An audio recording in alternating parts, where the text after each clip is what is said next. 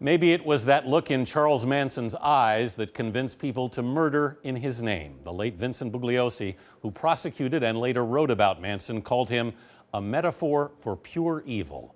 Manson died yesterday after spending nearly half a century in prison. He was 83. Here's John Blackstone.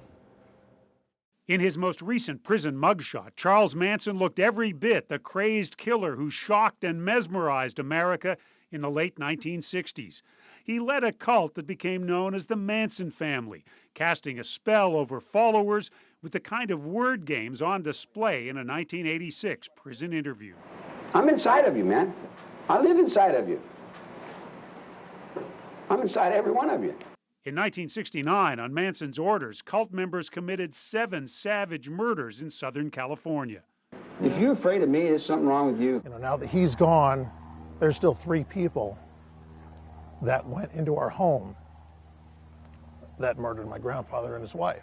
Tony LaMontagne's grandfather, Leno LaBianca, and his wife Rosemary were killed by 3 Manson followers who are still in prison. You lay in bed at night running through what was it like?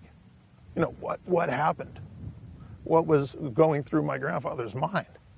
The most famous Manson victim was actress Sharon Tate, the 26-year-old pregnant wife of director Roman Polanski. Manson hoped the murders would start an apocalyptic race war. Instead, they helped launch the victims' rights movement. What mercy, sir, did you show my daughter when she was begging for her life? When Sharon Tate's mother, Doris, spoke at a parole hearing in 1984, it was the first ever victim impact statement in California.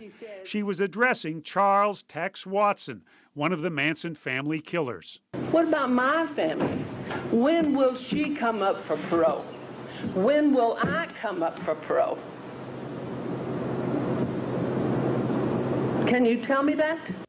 Over the years, the families of other Manson victims have fought at every parole hearing to keep the 3 remaining killers in prison. Manson's death won't change that.